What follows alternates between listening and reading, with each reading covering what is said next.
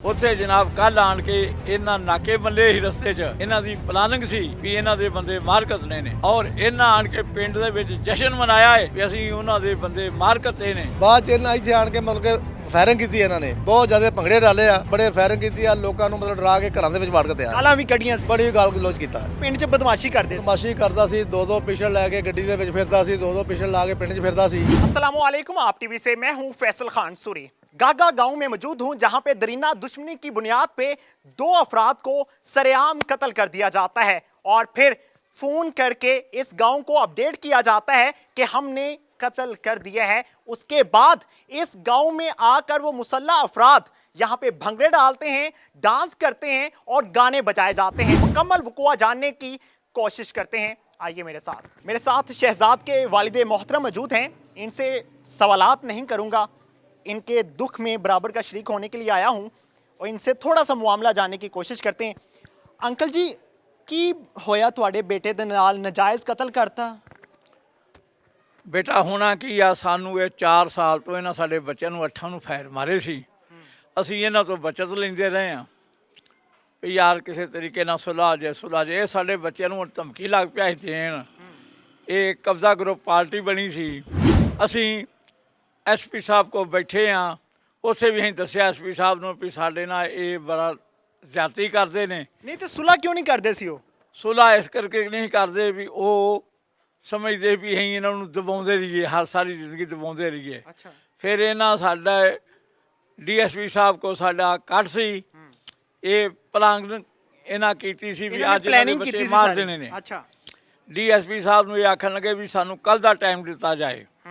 DSP ਸਾਹਿਬ ਨੇ ਆਖਿਆ ਜੀ ਤੁਸੀਂ ਕੱਲ ਆਓ। ਉੱਥੇ ਜਨਾਬ ਕੱਲ ਆਣ ਕੇ ਇਹਨਾਂ ਨਾਕੇ ਬੰਦੇ ਹੀ ਰਸਤੇ 'ਚ ਇਹਨਾਂ ਦੀ ਪਲਾਨਿੰਗ ਸੀ ਵੀ ਇਹਨਾਂ ਦੇ ਬੰਦੇ ਮਾਰ ਕੱਟਣੇ ਨੇ। ਰਸਤਾ ਮੱਲ ਕੇ ਬੈਠੇ ਸੀ, ਜਦੋਂ ਬੱਚੇ ਸਾਡੇ ਉੱਧਰ ਗੁਜ਼ਰੇ ਨੇ ਇਹਨਾਂ ਸਾਡੇ ਬੱਚਿਆਂ ਦੇ ਫਾਇਰਿੰਗ ਕਰਕੇ ਇਹਨਾਂ ਕਤਲ ਕਰ ਦਿੱਤੇ ਨੇ। ਇਸ ਗੱਲ ਦਾ ਡੀਐਸਪੀ ਸਾਹਿਬ ਵੀ ਗਵਾਹ ਨੇ, ਥਾਣਾ ਹਟਿਆਰਾ ਵੀ ਗਵਾਹ ਹੈ। ਇਹ ਬੱਚੇ ਸਾਡੇ ਇਹਨਾਂ ਪਲਾਨਿੰਗ ਨਾਲ ਮਾਰੇ ਨੇ ਔਰ ਇਹਨਾਂ ਆਣ ਕੇ ਪਿੰਡ ਦੇ ਵਿੱਚ ਜਸ਼ਨ ਮਨਾਇਆ ਹੈ ਵੀ ਅਸੀਂ ਉਹਨਾਂ ਦੇ ਬੰਦੇ ਮਾਰ ਕੱਟੇ ਨੇ। डीएसपी आया तुहाडे पिंड आया डीएसपी? ਹਾਂ ਡੀਐਸਪੀ ਬਾਅਦ ਚ ਆਇਆ ਨਾ, ਜਦੋਂ ਡੈਥ ਹੋ ਗਈ ਆ अच्छा, ਫਿਰ ਜਸ਼ਨ ਮਨਾਇਆ। ਡੀਐਸਪੀ ਸਾਹਿਬ ਨੇ ਕਾਫੀ ਗੋਲੀਆਂ ਇੱਥੋਂ ਖੜੀਆਂ ਹੈ। अच्छा, ਜਿਹੜੇ ਲੋਕ ਹਮਸਾਏ ਸੀ ਉਹ ਬਾਹਰ ਨਿਕਲਦੇ ਸੀ, ਉਹਨਾਂ ਨੂੰ ਛੁਰੀਆਂ ਲੈ ਕੇ ਪੈ ਜਾਂਦੇ ਸੀ अच्छा। ਔਰ ਇਹ ਪਿਸਤੌਲ ਲੈ ਕੇ ਪੈ ਜਾਂਦੇ ਸੀ ਵੀ ਅਸੀਂ ਤੁਹਾਨੂੰ ਜਾਨੋਂ ਮਾਰ ਦਾਂਗੇ, ਬਾਹਰ ਨਿਕਲ ਜਾਓ। ਤੁਹਾਡੇ ਮੁੰਡੇ ਦੇ ਬੱਚੇ ਕਿੰਨੇ ਨੇ? ਮੇਰੇ ਮੁੰਡੇ ਦੇ ਬੱਚੇ 5 ਨੇ, ਜਿਹੜਾ ਮੇਰਾ ਭਤੀਜਾ ਉਹਦੇ ਬੱਚੇ 3 ਨੇ। ਅੱਛਾ, ਇਹਨਾਂ ਨੇ ਯਤੀਮ ਕਰ ਦਿੱਤੇ ਨੇ। ਅੱਲਾਹ ਤਾਲਾ ਇਹਨਾਂ ਨੂੰ ਸਜ਼ਾ ਦੇਵੇ। ਪੁਲਿਸ ਵਾਲਿਆਂ ਨੂੰ ਕੁਝ ਕਹਿਣਾ ਚਾਹੋਗੇ? ਹਾਂਜੀ, ਪੁਲਿਸ ਵਾਲਿਆਂ ਨੂੰ?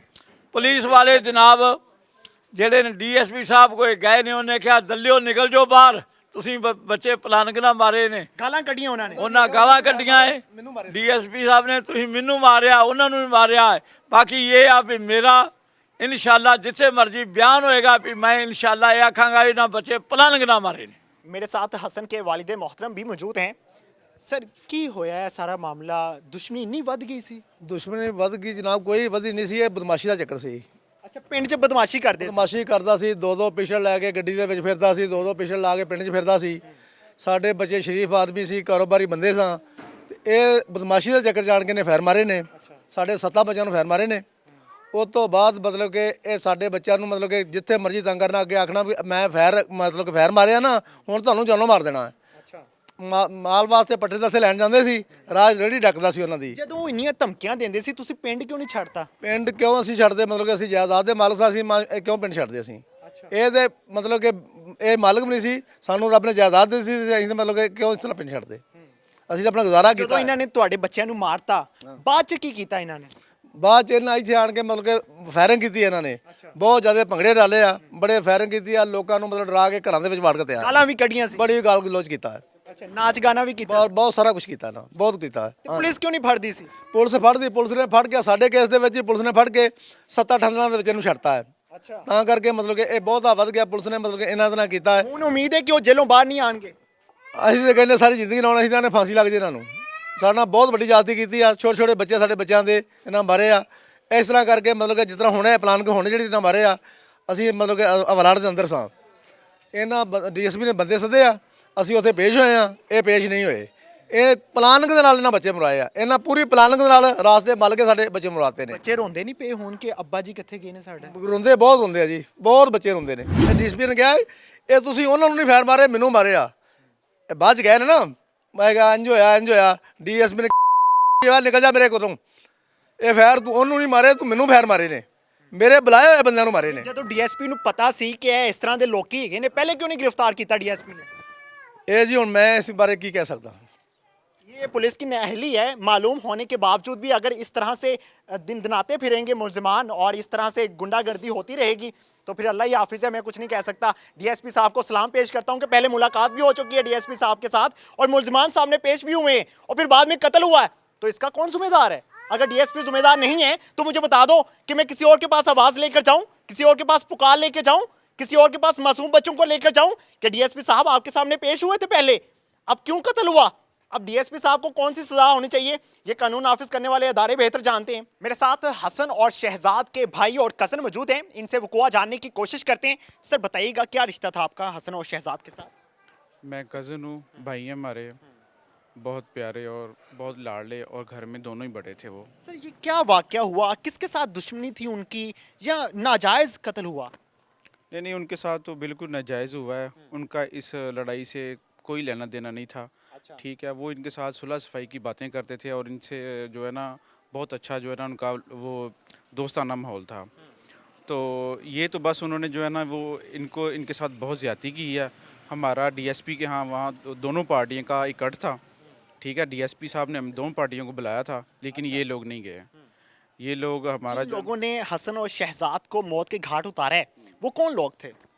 ये हमारे दुश्मन ही हैं। इनके साथ हमारा जो ना इन्होंने पहले भी हमारे साथ बहुत ज़्यादती की है, 7-8 लोगों को फायर मारे हैं। अच्छा, कितने अरसे से ये दुश्मनी चल रही है?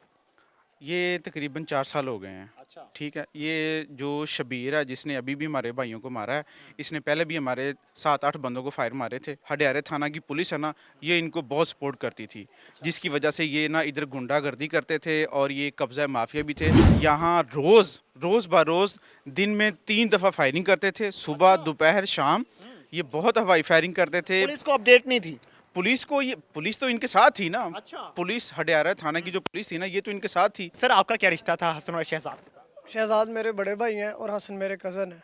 सर क्या वाकया पेश आया था, किस तरह से वो लोग आए दूसरी पार्टी वाले और किस तरह से फायर किए, क्या हुआ यहाँ पे, वो सारा मामला बताइए।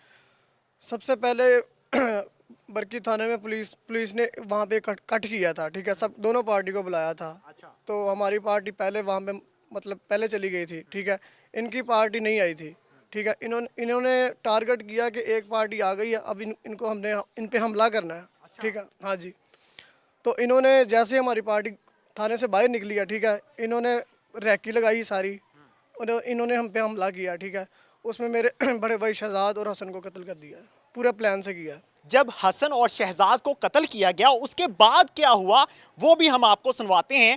एनी शाहिद मेरे साथ मौजूद हैं जो आपको बताएंगे कि मुकम्मल मामला क्या बना था, यहाँ पे क्या कुछ होता रहा। इस तरह से किया गया जैसे यहाँ पे मुजरे करवाए गए और फिर शराब की बोतलें खोली गई, फायरिंग की गई और खौफो हरास फैलाया गया। सर बताइएगा, आपने सब कुछ देखा अपनी आंखों से, उन लोगों ने क्या कुछ किया यहाँ पे? ਉਹਨਾਂ ਬਹੁਤ ਜ਼ਿਆਦਾ ਉਹਨਾਂ ਧੁੰਦ ਫੈਰਨ ਕੀ ਹੈ। अच्छा। ਭੰਗੜੇ ਪਾਉਂਦੇ ਰਹੇ, ਨਾਅਰੇਬਾਜ਼ੀ ਕਰਦੇ ਰਹੇ, गाने भी बजाए ने? ਗਾਣੇ ਵੀ ਵਜਾਏ ਨੇ ਤੇ ਦੁਨੀਆ ਨੂੰ ਅੰਦਰ ਵਾੜ ਕੇ ਬਿਲਕੁਲ ਖੌਫਨਾਸ ਕਰਕੇ ਫਿਰ ਆ ਫਰਾਰ ਹੋ ਗਏ। अच्छा, किन्ने को फायर कीते सी उन्होंने इत्थे? ਕੋਈ ਹਿਸਾਬ ਹੀ ਨਹੀਂਗਾ, ਉਹ ਸਰ ਗਿਣੇ ਜਾਂਦੇ ਨੇ ਦੜ ਦੜ ਦੜ ਦੜ ਕਿਸ ਤਰ੍ਹਾਂ ਗਿਣੇ ਜਾਂਦੇ। किन्ने लोग सी? ਉਹ ਘੱਟ ਤੋਂ ਘੱਟ ਵੀ 10-12 ਲੋਕ ਸਨ। अच्छा। ਹਾਂ, किसी ने पुलिस ਨੂੰ आगाह नहीं किया उस टाइम ते? ਨਹੀਂ ਜੀ, ਕਿਸੇ ਨੇ ਨਹੀਂ ਕੀਤਾ। किसी च हिम्मत ही नहीं हैगी सी, डरांदे इन्ना सी। ਡਰਾਉਂਦੇ ਇੰਨਾ ਸੀ, ਕਿਸੇ ਨੇ ਕੀਤਾ ਹੀ ਨਹੀਂ। ਉਹ ਪੁਲਿਸ ਇੰਨੇ ਅਰਸੇ ਤੋਂ ਖੌਫੋ ਹਰਾਸ ਫੈਲਾ ਕੇ ਬੈਠੇ ਸੀ ਪਿੰਡ 'ਚ ਤੇ ਕਿਸੇ ਨੇ ਕੋਈ ਕਦਮ ਨਹੀਂ ਚੁੱਕਿਆ। ਨਹੀਂ ਜੀ, ਨਹੀਂ, ਕਿਸੇ ਨੇ ਨਹੀਂ ਚੁੱਕਿਆ ਕੋਈ ਕਦਮ। ਪਿੰਡ 'ਚ ਬੱਚੇ ਵੀ ਰਹਿੰਦੇ ਨੇ, ਬੱਚੇ ਵੀ ਉਸ ਟਾਈਮ ਇੱਥੇ ਮੌਜੂਦ ਹੋਣਗੇ, ਕਿਸੇ बच्चे ने भी फायर लग सकता सी। ਲੱਗ ਸਕਦਾ ਜੀ। सर बताइएगा कि आपने क्या देखा यहाँ पे जो मामला बना था? जी मेरी दुकान इधर दर्जियों की, अच्छा। तकरीबन शाम 6 बजे का टाइम था और मेरा कज़न है, उसका नाम वज़ीर है, वो सामने से आया दुकान से, कहता है या ताहिर दुकान बंद कर दो, अच्छा। फायरिंग होने लगी है। मैंने समझा कि मजाक कर रहा है, लेकिन ठीक 5 मिनट बाद इधर इतनी फायरिंग हुई है सर, हमारी सोच भी नहीं थी कि इतनी फायरिंग ये होगी। पहले से कैसे पता चला कि फायरिंग होगी यहाँ पे? सर वो तो फ़ोन आया था उधर से कि दो हमारा ये जौन सा चाचू है सुल्तान, वो बता रहे थे कि उस सुल्तान साहब और उसका जौन सा छोटा भतीजा है उसको कत्ल कर दिया गया है। तो इसलिए उन लोगों ने इधर फायरिंग की है और बहुत ज़्यादा फायरिंग की है। मेरा बड़ा भाई यासर और अब मेरे वालिद साहब रेत उतार रहे थे रशिया से, इन लोगों ने सीधे गली में फायर किए हैं। अब तो पुलिस ने गिरफ्तार कर लिया उन मुलजिमान को, तो अब खौफ हरास कम हुआ है गाँव में? हाँ जी, बिल्कुल ख़त्म हो गया आंदे, परेशानी कोई नहीं है कि सारा ग्रुप जा चुका है जेल? नहीं, ग्रुप नहीं गया, उन्होंने 3 बंदे जेल च गए ने जी। सिर्फ 3 बंदे की, हाँ जी। बाकी अभी आज़ाद हैं? बाकी आज़ाद है, ग्रुप है अभी? अभी ग्रुप है उनमें इन्होंने। कौन कौन लोग अभी हैं? अभी शबीर अंदर गया, मंजूर गया, ठीक है, और तीसरा अमजद गया। बाकी सब मुलजमान फरार हैं। अच्छा, फरार हैं? उनके घर वाले भी फरार हैं, वो खुद भी फरार हैं। 10-11 बंदे हैं टोटल FIR में।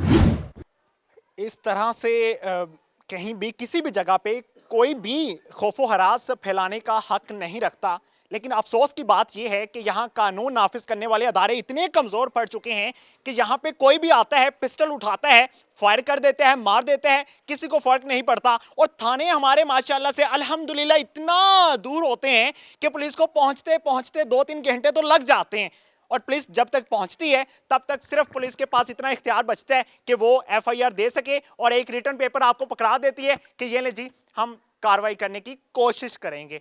अब मुल्जिमान जेल तो जा चुके हैं, लेकिन आगे क्या होगा ये तो वक्त ही बताएगा। लेकिन उम्मीद करता हूं कि कानून नाफिज करने वाले अदारे इस गांव को ज़रूर महफूज बनाएंगे और यहाँ पे रहने वाले लोग खुद को महफूज समझेंगे, चूंकि हमारी पंजाब पुलिस बहुत बहादुर है। इसी के साथ इजाज़त चाहेंगे, अल्लाह ने के बाद।